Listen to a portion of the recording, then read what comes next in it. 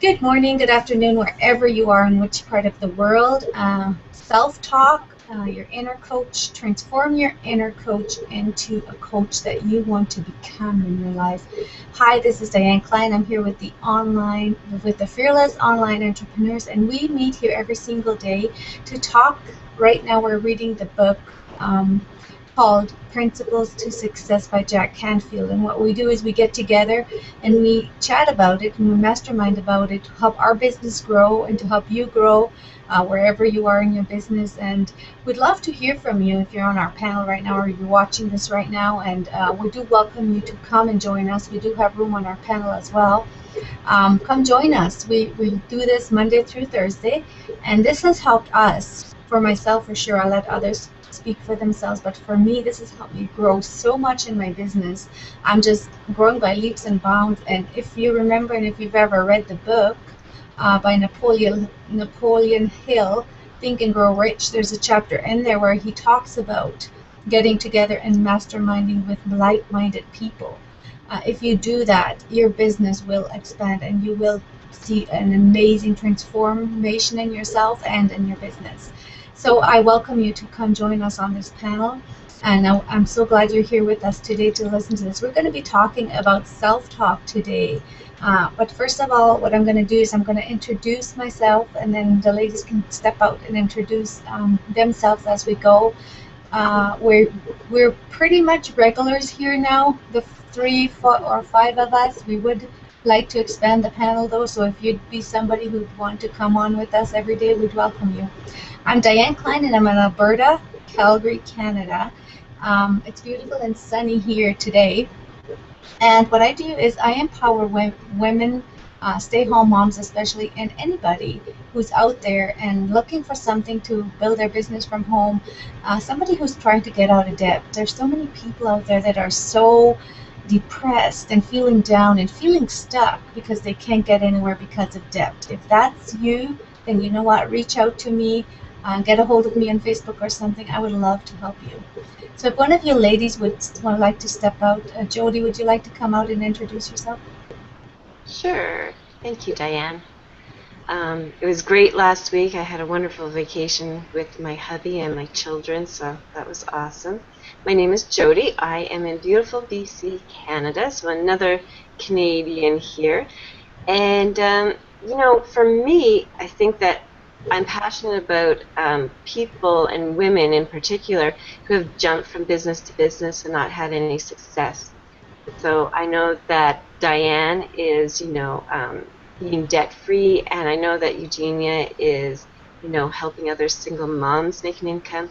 And I have a passion for those people that just, they jump from business to business. And I'm going to love today's topic because this is definitely one of the topics that I love to coach about and train other people about your negative self-talk and how you can change that. So again, as Diane said, anyone who would love to join the panel, or if you have any questions, just make sure that you reach out to one of us.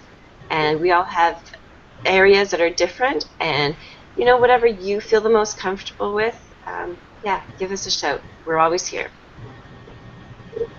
Thank you, Jody. And we missed you last week. Welcome back. It's nice to have you back. Eugenia, would you like to step out and introduce yourself? Sure. Can you hear me well? Yes, we can. Good morning. Good morning, ladies and gentlemen, wherever you are. I am Eugenia Marin. I'm a single parent. I live in Reno, Nevada, U.S. My passion is to help other single parents like me, single moms, single dads who want to spend more time with their kids and have more quality life with their kids. And I'm very fortunate and thankful and grateful to be here today and share with you all this interesting topic of this self-talk. And as Jody and Diane mentioned before, we are here to share with you our experiences, help you grow in your personal development, grow in your personal business. And I'm back with you, Diane. Thank you. Thank you so much. We welcome you, Eugenia, and we're so glad you're part of us and part of our panel here. We appreciate you so much that you've joined us. And like you, I have grown a lot too, and I really appreciate these ladies here. This is an amazing time for me just to get together every single day, because it's kind of my foundation, it's my grounding point for starting my day and getting my business. You know, no matter what people tell you, it takes some disciplining to get yourself to work from home, because we're moms and we have all kinds of distractions happening all around us. And I'm the type of person where my house has to be tidy, my work area has to be tidy, then I want to sit down, then I want to get working. So if you have a group like we have here, and you know, okay, I have to be here at my time, 10 a.m. in the morning, so I have to have all this done before I get to my desk and sit down, then it really, really helps. So if you're somebody who needs a group and who can form a mastermind like that to get together and help yourself to be disciplined, I would definitely encourage you to do that. But today we're going to be talking about self-talk, and I definitely did not prepare myself beforehand, so we're all going to just jump right into this together. And we're on principle 39, and we're going to be talking about your inner coach, transforming the inner coach to become, transform your inner critic into an inner coach. And I'm just going to read the first part here, and then I think we're just going to discuss. We're not going to read the whole chapter. I don't even know how long it is. But a man is literally what he thinks, and that's James Allen. And I've read that book twice now, As a Man Thinketh. And if somebody has not read that book is just incredibly amazing. My husband and I, we go by that. That's what we live our lives after, is that book, because that was one of our first books that we read. That and Think and Grow Rich from Napoleon Hill. Those were the first two books that we ever came across that we bought to work on our mindset. And we had to transform our thinking because 6 years ago our life just took a whole 90-degree 180-degree change in our lives, because my husband became sober. So we had to work on ourselves. We had to change our lifestyle. We had to do different things. So we knew we had to start thinking differently. So that's what we did. We trained our inner critic to become our inner coach. And I'm just going to read the first part here and then kind of launch into this. Research indicates that the average person, that means you, talks to himself or herself about 50,000 times a day. And most of that self-talk is about yourself. And according to the psychological researchers, it is 80% negative. Wow. Things such as, I shouldn't have said that. They don't like me. I'm never going to be able to pull this off. I don't like the way my hair looks today. That other team is going to kill us. I can't dance. I'll never be a good skater. I'm not a speaker. I'll never lose this weight. I can't ever seem to get organized. I'm always late. And you know, from my life experience, I would totally agree with this. I had to teach myself, I had to train myself not to talk like that, because most of my life I've been struggling with weight problems, and I've always had to, and you know, I didn't have any self-confidence. I did have to teach myself not to say, I'm not going to lose this weight. I had to read books, and I had to upgrade, and I had to tell myself and say, you do look beautiful. You will lose this weight. Those 5 pounds are gone, or those 10 pounds, or whatever I was working on at that point. But you do have to do that, and it is so true. If you do not teach yourself the proper words, or tell yourself, or speak to yourself, or self-talk to yourself, then it's hard, because as a natural, anybody out there as a human being will talk to themselves negatively. And I must share and say, I'm also starting to notice, even with my young kids, my oldest is just turning 13, and if I'm not careful and not paying attention, she will, if there's a fight or something, or we have disagreements and stuff, or she has disagreements with her friends and stuff, she will kind of slip into that idea of me, talk to herself, and I'm like, no, sweetie, you're not. You're amazing. You're great. You have to not say those words to yourself, because as a human being, it just almost naturally happens for us that we automatically switch to the negative part, and that's just not the way it is. So today we're going to talk about how to make it positive instead of negative. So we know from the research that these thoughts have powerful effect on us, They affect our attitude, our psychology, and our motivation to act. Our negative thoughts actually control our behavior. They make us stutter, spill things, forget our lines, break out in sweat, breathe shallowly, feel scared, and taking to the extreme. They can even paralyze or kill us. That's amazing. So does anybody want to share anything in their life that they've come across or about this first part here? You know, the part where he says that 80% of our thoughts and that we think so much every day, and how 80% of our inner speaking is negative. I know when I first heard this, I thought, oh, I'm a real positive person. But I think I had a lot of expectations that I lived by from other people. And that's where you get into those, I should have done this differently. Maybe I could have changed that conversation to this. Why, a whole bunch of the why statements, or I wish I should have. Those are kind of words that we do use in our daily language. And my youngest son, he's a bit of a firecracker. He's definitely our one of a kind. But he gets right into negative self-talk. And I was saying before how he even comes to us. First thing out of his mouth is, I know you might say no, and then he goes into his question, right? And those are kind of things that especially for myself as being a mom and stuff, I want to change that for my kids. I want my kids to think that they can have anything, they can do anything, if it's something that they really, really want. And it is really changing that self-talk to yourself, because what you say or what you even think is what becomes your reality. And the fact that 80% of people think negatively about things, I think that has a lot to do with, how we communicate with each other, how we communicate with ourselves, how we communicate with our children. And what was that, Di, that, the half full kind of synopsis, right? Yes. When you see a cup, is it half full or half empty? And I've always been the type of person that, to me, it's half full. Yeah, absolutely. Do you look at life as a cup of water, as a cup half full or half empty? And that's how your attitude is. Are you the positive type of person, or are you going to look at everything in life that's negative? Like, negative people will look at that cup and say, oh, there's only half a cup of water. Whereas positive people will just say, wow, I still have half a cup of water left. Can you see the difference in the attitudes in those two statements?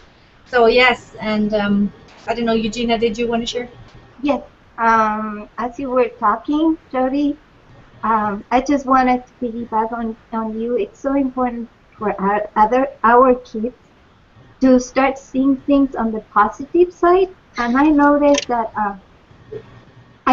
for a length of time in my life, I would see everything on the negative aspect of the things. I would wake up and I was like, oh, this is running late. This is not working the way it's supposed to be.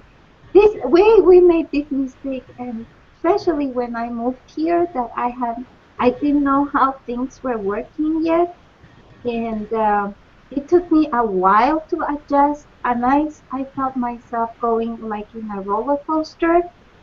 And we, as parents, sometimes transmit those attitudes towards our kids, and they tend to react that way. Uh, with time, I started changing it, and lately, I've been noticing that sometimes my girls still wake up and they start triggering the negative thought. So I'm on top of them. Can you think of a positive way to state the very same thing? What if we put something right to that? It might be that you are running late, but listen, we are a team. We can work together. What is it that you need help with? So those are little things that sometimes we have to change first in ourselves to transmit and be a better role model. That's how I see myself every single day. That I wake up and I pray to God every single day that I can be a better mom, a better listener, especially a better listener. One time my daughter said, Mom, you never listen to us. You're so caught up in your stuff or in the things that are not going well. And that was just little something that put me on fire, let's say, to start thinking of, oh, she's right. She's just a little kid, and it's very important to listen to what's happening around you. Thank you. Back to you, Diane. Thank you, Eugenia. Yes, you're so right. It's so important for us as role models to show our kids the same.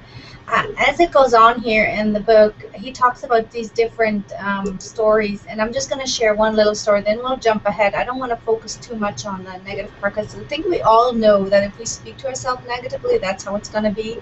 And if we speak to ourselves positively, it's all about self-talk. And I think we realize that. So we're just going to kind of jump ahead in this chapter and find out how to make that inner critic into an inner coach, and how to get some pointers on doing that. But the one story he shares here that I always like to share with others is the one about worrying himself to death about this guy that he was in a railroad. He was working on the railroad, and he was stuck in this car, this railroad car. And for some reason that day, everybody was quitting early, and he was left behind, and the door was locked. And it was a refrigeration railroad car, and he literally spoke, and he talked himself to death. He worried himself to death because he was in this fridge car, so he knew, he started by telling himself that he can't make it through the night, that he will freeze to death in there. So he banged, and he did this and he did that. Nobody heard, and then he realized everybody's gone. Then he just started leaving little notes and telling himself how he's dying and how he's getting colder. In the end, he did die. And the next day, they realized that that refrigerator car was actually broken, and it didn't get much colder than 55 degrees Fahrenheit. Now there's just one example to tell you how you can speak to yourself and what your self-talk can do to yourself. But we're just going to jump ahead of here. The next part here is your negative thoughts affect your body. And that is so true. You can tell when people are talking to themselves negatively just by their body actions, just by the way they act around you. You can tell by their body language. And everything is affected about you when you talk negatively. You can speak yourself into looking old. You can talk yourself into looking ugly. You can talk yourself into looking fat. You know, there's so many things that we can do, and we all have no idea how powerful those words are that we speak to ourselves unless we start noticing and starting studying it and reading about it. And that's important to do. It's important for you to start doing that and to start changing your attitude. If you're one of these people who speaks down to themselves or to degrades themselves or others, it's time to just take a step and start slowly and just go the opposite direction, because it's just not worth it. Life is too short. Let's have a beautiful life. Let's live life. So if you talk to yourself as a winner, you are today where your thoughts have brought you. You will be tomorrow where your thoughts take you. James Allen, author again of As a Man Thinketh. So what if you could learn always to talk to yourself like a winner instead of a loser? What if you could transform your negative self-talk into positive self-talk? What if you could silence your thoughts of lack and limitation and replace them with thoughts of unlimited possibilities? What if you could replace the victim language in your thoughts and language of empowerment? Would that be you? For myself, I would definitely say yes, and I did start doing that. I was always kind of looking at positive. I'm like Jody. I looked at the cup that was half full. I was not one to sit there and be depressed about a cup being half full of water and thinking, oh, it's almost gone. That was never really me. But no matter who you are, if you're human, then it will slip in, and there will be times when you do have negative thoughts. But start thinking like a winner. Start focusing on what you want, and start thinking about how you want to get ahead in life, and start thinking about what it is that you want. And if you focus on the positiveness of that, and if your mind does what you tell it to do, then you will realize what happens. And you will notice the inspiration that you're getting just from the thoughts that you are thinking every single day. Does anybody else want to comment on this part before we skip ahead here? I think it's important too that when he was talking about this, and how do you become more self-aware? I had attended a Harv T, or is it T Harv? I always get that mixed up. Ecker weekend for the Millionaire Mindset, and one of the biggest things that he did right away, and Jack Canfield said for one of his workshops, they had like a jar that they put $2 in, and they had a similar thing with a Harv T. Ecker program too, where we were all given big, thick, heavy bands, like rubber bands, to put on our arms. And he said, and he goes, and I want you to get it right here so that you just, I have hair bands here right now, so you just flip it out like this and smack yourself right there, because that's the biggest pain point on your wrist. And he said, over the weekend, if you are thinking that negativity, then definitely snap your wrist. If anyone else around you, I think we actually had two. So on the other hand was, if you say something negative, the person beside you could snap your wrist. And it was an interesting weekend. It was full 3 days, and it really, you know, everybody's wrists the first night, we were all sore, because it's like snap, snap, snap, or saying something and somebody behind you grabs your wrist and snaps it, you know. It's like, you gotta watch that. But that made, you know, everyone in that room present and self-aware as to what they were saying and even what you're thinking. And that was a weekend that really hit me, because I did think, you know, I was a positive person until, oh man, both my wrists were bright red. And so, you know, I think like an exercise of what he says, something like that, that you can help, you know, we react to pain, is what he had kind of said at this seminar. And, you know, if it's something that's painful, you know, when we were kids, don't touch the stove, so your hand goes back automatically. And we should have that same kind of thought process for when we think crappy stuff, you know? We should have, if you can relate it to pain, it resonates more with us, and then you're more not as likely to do that. So that was one thing that I know worked for me. So if you have a rubber band or something, just try it out for the next few days and see what happens. It makes you more aware of what you're thinking and speaking. Yeah, absolutely, Jody. I totally agree with you. And I don't think it's like you. We don't realize actually the thoughts that we think unless we write them down, or we do take some time and say, okay, for the next 48 hours, I'm going to pay attention to what I say. I'm going to pay attention to my thoughts. I did a similar exercise from, I don't know, remember which book, where we were supposed to, for 3 days, write down everything that we're thinking that was negative and or positive, and have the pros and the cons there. And you do become aware, wow, I am actually really thinking negative thoughts. That's just, I didn't think I was like that. Yeah, so it's definitely true. And he does give all kinds of examples here. If you don't have the book, Principles to Success by Jack Canfield, I highly recommend you to go grab it. And if you have any questions, then just send in the questions for us. If you're watching us right now, we will go back and check questions before we close out.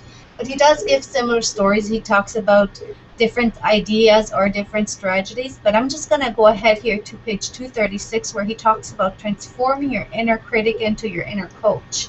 Because that's what I really want to bring home for you guys today, is that you really can transform yourself. You can take that critic and totally train it to be your inner coach. And you can transform yourself. And you will be amazed how your life will change. So what I'm going to do is I'm going to read this part here where he recommends how to do that. So one of the most powerful exercises for retraining your inner critic is to teach it to tell you the total truth. See Principle 29, complete the past to embrace the future. And we just did that here a week ago or something. To transform your inner critic into your inner coach, you have to understand a core principle. Most self-criticism and self-judgment is motivated by love. Part of you is trying to motivate the rest of you to do something for your own good. Just like your parents, your inner critic really has your best interests in mind when it is criticizing you. It wants you to do better because it wants you to act the benefit of the better behavior. The problem is that it tells you only part of the truth. When you were a little kid, your parents may have yelled at you and sent you to your room after you did something stupid, like run out in front of a car. Their real communication was, I love you. I don't want you to get hit by a car. I want you to stay around so that I can enjoy watching you grow up into a happy and healthy adult. But they delivered only half of the message. What's wrong with you? Were you born without a brain? You know better than to run into the street when there are cars coming. You're ground for the next hour. Go up to your room and think about what you just did. And their fear of losing you, they express only their anger. But underneath the anger, there are three more layers of messages that never got delivered: fear, specific requests, and love. I'm going to repeat that one more time. Fear, specific requests, and love. A complete message would look like this: anger, I'm mad at you for running out in the street without looking to see if any cars were coming. The fear, I'm afraid that you're going to get badly hurt or killed. The request, I want you to pay more attention when you're playing near the street. Stop and look both ways before you walk or run out on the street. Love, I love you so much. I don't know what I would do without you. You are so precious to me. I want you to be safe and healthy. You deserve to have lots of fun and stay safe, so you can always enjoy life to its fullest. Do you understand? What a different message. You need to train your inner critic to talk to you the same way. You can practice this on paper or as a verbal exercise in which you talk to yourself out loud. I usually imagine talking to a clone or myself sitting in the empty chair opposite me. Make a list of all the things that you say when you're judging yourself. Include all the things that you tell yourself you should do that you don't do. A typical list might look like this: you don't exercise enough, you're gaining too much weight, so whatever. And there's all kinds of examples here. You drink too much alcohol and eat too much sweets, so on and so on. So make a list of that. And then once you've completed your list, then practice communicating the same transformation using the same 4 steps. Incorporate anger, fear, request, and love, and see the difference. So I think this is a great exercise, and I challenge us on the panel here to do this at some point here in the next week. We should try and do this for ourselves, but I also challenge you as somebody who's watching us today. If you want to change and you want to make that critic into an inner coach, then this is a great exercise to start with. You might have different ideas, and you might want to make this strategy a little bit to your liking, but you understand what he's talking about. He's talking about making all 4 points specific, making the anger, the fear, the request, and the love, and speaking the whole truth. You all know what that means. So start making a habit of doing that, and then I'm sure we'll all change even more as we go and as we grow. Anybody want to share anything? I think at the sorry, Eugenia. No, go ahead. Go ahead, Jody. I think how important that is to go through that process, and I'm definitely, as soon as we're done the hangout, going to write out some of those exercises, because there is an underlying fear to most of our anger, and that's definitely the first step. Facing that anger and then facing the fear behind it, and then requesting something else of yourself, and then love. So I think for myself, an example, and I'll be real quick because we're at the top of the hour here, but I think that for myself, a few years ago, my girlfriend and I were involved in a business together, and she didn't have quite the same ideas that I had. I think a little bit bigger and stuff. And so when we had to dissolve our partnership, at first there was just a little bit of an anger there for myself, and I didn't feel like we had failed, but I just felt incomplete from it. And then I worked actually with a business and life coach, and then she made me, step further into that, and then I realized that it was a fear-based. I was kind of scared of just doing stuff on my own because I've always had different partners or a different mentor or someone who kind of led the way for me. And so my fear was being in business by myself. That was a really big fear. And then, the request that I've given myself is that I need to play bigger, and it's okay to do that. And we're okay as friends. Just because we both decide to go in a little bit different area doesn't mean that we're not friends anymore. And then that love comes in, because I do love myself enough to realize that I can step out by myself and be successful. And you can still be with a group of people, but even in our business, we really are doing our business ourselves.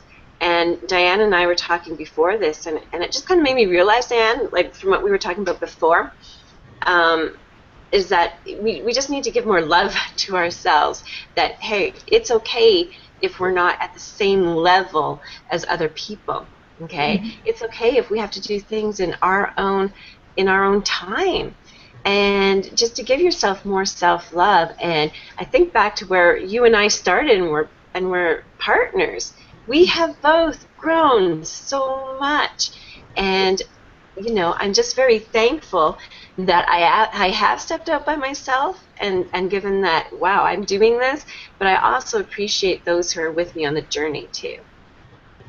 Absolutely. Thank you so much for sharing that story and explaining that as well, Jody. And yes, for some reason, as I was reading that, I was thinking, yeah, we do take the anger and the fear out a lot, don't we? And we hide the fact of the other two parts of the love and the respect. Eugenia, did you want to share? Yeah. Just want to share that for a long time, for a few months now, fear was my logo. I was very fearful about my future, the fact of not being able to provide for my kids and so forth. But beyond that, one thing that I discovered since I joined you, and we've been going over so much personal development, and just seeing you and sharing with you little things and the amazing stories that you have to share. One thing that truly helped me is the fact that I am not the only one that might be feel in fear, because I was all by myself. And my message now is to reach out to other business owners, small business owners, as we are, to reach out to the people who invited you, reach out to the people who are around you in the very same endeavor, and ask for help. Don't feel afraid of asking for help. You will learn, you will grow, your business will grow, and the best and the most important part of of all this, I think, is that as you go through this process of being not more knowledgeable about your fears, and recognizing that you might feel fear, is to encourage yourself and praise yourself on a daily basis, and on every single step that you take on the positive side. Feel good about yourself, compliment yourself, and then keep moving onwards. Everybody is in the same boat here, and we are here to learn. We are here to be the best that we can be, and definitely I feel very grateful that I have you ladies in my life. Back to you, Diane. Awesome, Eugenia, and we feel grateful to have you. I will just add to that also what Eugenia was saying. That was an excellent share. Thank you for sharing that. But also to love ourselves more. Like Jody was saying, we don't love ourselves enough. We nearly don't love ourselves enough. And from me and my life, I know that sometimes the way things come out and across to my kids, I don't do the request and the love part half enough. So I'm definitely going to do that part. I'm going to do that exercise. I'm going to incorporate that into my life and focus more on the request and on the love part, and kind of shy away from the fear and the anger part, because, you know, it's how we come across in our body language. And like Eugenia was sharing earlier, we are role models here.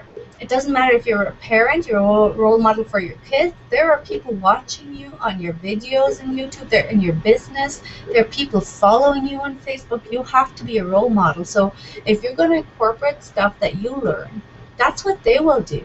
And they're going to respect you for showing them and for giving them value, because that's what they're looking for in their life. That's what they were missing out too, is the part about the request and the love. You don't know who you're touching out there today. So we're so grateful that you've joined us today, and I did check there were no questions, but if you have any questions, we invite you to come to our page on Fearless Online Entrepreneurs. We do have a blog. Leave us a question there, and you can find us if you meet us separately. If you connect better with Jody or with Eugenia or with myself or with Rachel Kelly or anybody, just find us on Facebook. We're out there. We have our own businesses. We're growing here together. We are within the same business here, but we're here to help you in your business. It doesn't matter what you're at, because this is all about, this is what life is about. It's about helping each other and giving each other value. It doesn't matter what kind of business you're in. So with that being said, we are here Monday through Thursday. I will close out now and I will say goodbye, and I will see you back here at the same time and the same place tomorrow. Bye for now.